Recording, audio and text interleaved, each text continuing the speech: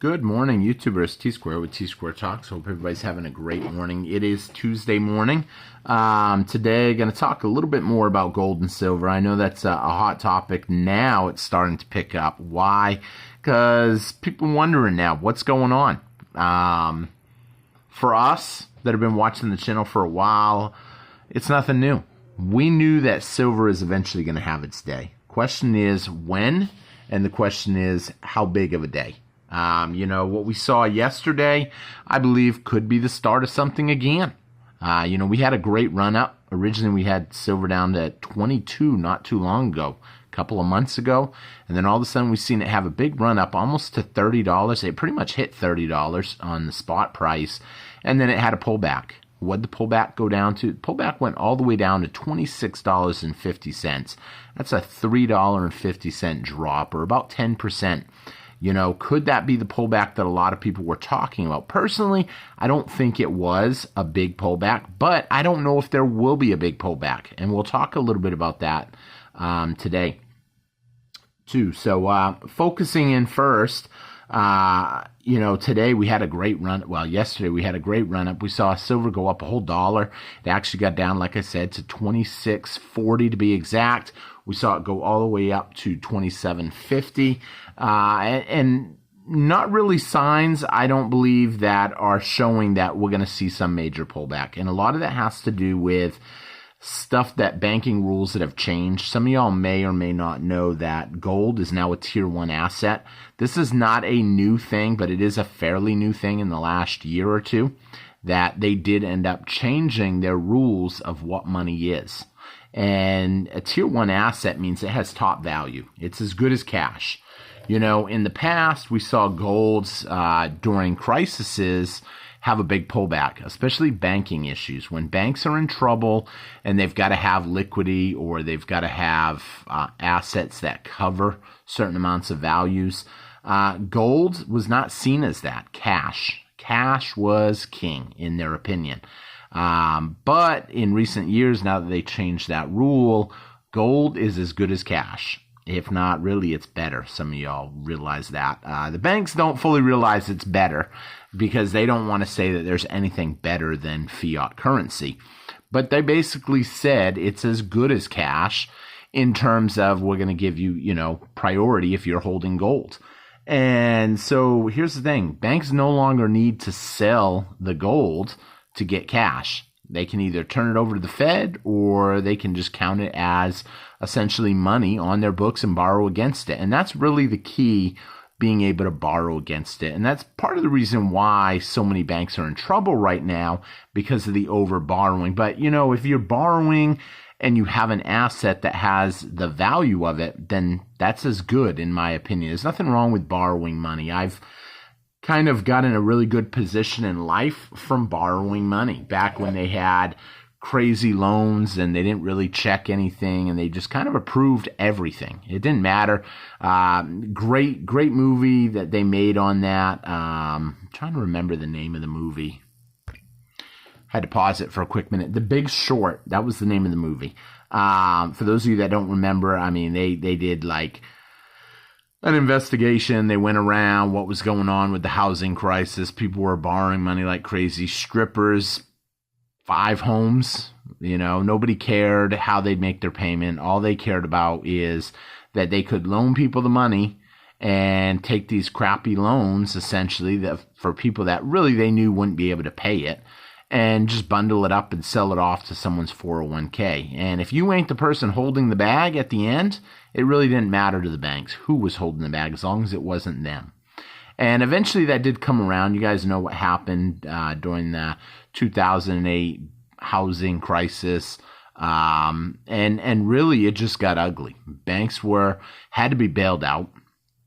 A lot of people don't realize that, everybody says, oh, it's no big deal. The banks will get bailed out again. And to a point, I think that's true. The banks will be bailed out again. But a lot of people don't know about the Dodd-Frank Act. So the Dodd-Frank Act basically says that if you've got your money in a bank and they need it, before the government will bail out the bank has authorization now to take your funds and give you stock in the bank. You will instantly be a stockholder in a bank. And if you're a stockholder in a bank that goes under, that's kind of not a good thing. And a lot of people just don't realize that. They're holding all this money in their banks, and they think that they're covered by FDIC insurance. And here's the thing. You guys have seen it. We talked about it in the insurance video that I did a little while back when Hurricane Harvey came through and they didn't have the funds really to cover everything. They ended up trying to kind of lowball people on the insurance, trying to get you to patch your roof and little things. They tried to cut costs where they could so they didn't have to pay it. Well, the truth of the matter is, even with FDIC insurance, it can only cover so many banks. And, you know, now we just had another bank, but I mean, banks are in trouble. And, you know, people just don't realize. They're like, how can a bank be in trouble? They're holding all my money. They're holding other people's money. They've got unlimited amounts of money. And that's not exactly true. They've taken your money and they've invested it in other investments. And if those investments go bust, your money went bust. And when that happens, I mean, you might just instantly be a shareholder in one of the crappiest banks in America. Who knows? Now, will every bank go under? No. I actually had a comment yesterday about Navy Federal Credit Union, who, you know, they have, and this is not an ad for them or nothing, but they have really good sheets right now. When you go, they actually post their sheets in their lobby. I actually talked to the bank manager of one of them about their sheet, and their numbers look good. They have a lot of capital. They don't really go overboard, but not every bank is like that. Some banks realize it's a no loss. If we gamble your money and we win, well, that's great. That's more profits for us. It's more profits for bonuses and that type of stuff. But if we gamble your money and lose, banks will bail us. The government will bail us out. And I think people are starting to catch on to that now, what's really going on. And that's why we're seeing a run-up in silver and gold. But I don't think the run-up in silver and gold is necessarily because Americans are catching on to it. I think it's because other countries are catching on to it. Countries like Africa, countries like China, Russia, they've caught on to it. They learned the hard way when we confiscated basically their SWIFT reserves. And all of a sudden they said, well, you know, if they can take ours, they can take yours tomorrow. And the truth of the matter is, if they can take theirs, they can even take the American citizens if they want to. You know, it's something that people just underestimate what could happen. And I constantly see these comments that gold and silver can never really go crazy. I mean, yeah, maybe silver can go to $40, but it ain't like it's ever going to 100. There's nothing that tells me that silver can't go to $100. I mean, $100 is a drop in the bucket compared to how much money could be chasing gold and silver when stuff starts collapsing. Where do you put your money when you know the banks ain't safe? Where do you put your money when cryptocurrencies are falling? Where do you put your money when the stock market's falling? Yeah, gold and silver might have some sort of a pullback, but the lower it goes, the more these other countries will buy it up. So how low can it go? And that's what's happened in the past. And there's nothing that leads me to believe that it can't happen again in the near future. Now, I said near future. Why? Because now we're starting to hear more out of the BRICS again. The BRICS has been, a lot of them countries knew what was going on. They added a bunch more countries into their mix. They even added countries that were big in oil production. Why? Oil's the #1 commodity traded in the world. But what's next in line? Precious metals, gold, silver. Now, if you look hard enough, you might find stuff that says grains. But, you know, grains is a wide area. Grains is not just, it's an area. It'd be like me saying metals. You know, I'm not saying metals. I'm saying gold and silver. Why? Because gold is a tier 1 asset and silver has been manipulated so long that it's severely undervalued compared to the cost to extract it from the ground. And I know I see the comments once in a while. I don't hear from it that often now about, oh, we're just going to be mining it in space. You ain't mining silver in space for $25 an ounce. Silver will have to go a lot higher for them to be able to send rockets into outer space, lasso a mine, and then put it into Earth's orbit and then slowly start mining it. They ain't doing that for $25 an ounce. So it's ridiculous when I hear it. And then, I mean, that people think that mines are and asteroids are all these asteroids are all made out of pure silver or pure gold. Are there some out there? Of course there are.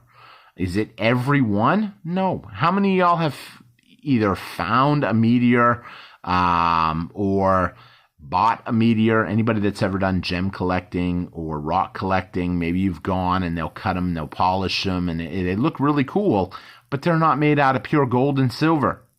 If they were, I mean, I guess maybe they would have done it by now, but I don't think they can afford to do it at these prices anyway. You know, it's ridiculous when I hear some of these comments, but it's comical and it does give me something to talk about here on the channel. So, you know, when people say that, I mean, there's nothing that shows. I've never gotten a good comment yet on why silver can't go up. I mean, the most common maybe argument one is that they've manipulated it this long and they need to keep manipulating it. Why? Because of industrial demand. And, you know, how expensive would stuff get if they let silver go up? And that might be true for a while, but here's the thing. When you artificially push the price of something down, what do you think happens? Maybe some of y'all have a wife at home and she likes, I don't know what the big brand is right now, Versace purses, I don't know, some crazy shoe or some crazy purse. Put those purses on sale at half price and they're going to sell a whole lot more of them. I mean, it's natural. People want to buy deals. Put cars half price. Artificially push the price of cars down half price and see if they don't sell more of them. Push houses half price, see if they don't sell more of them. You know, the high on silver, pretty much $50. Some people will argue it wasn't 50. You know what? That's because they only look at closing the end of day price. That's what's charted. However, during that time, it did go over 50 shortly. And that's exactly what they're doing with silver. They've artificially pushed the price down to where it is a sale. It's like a round-the-clock sale. I mean, you can actually buy silver for $30 an ounce with premiums, really. If you look around, you can find deals.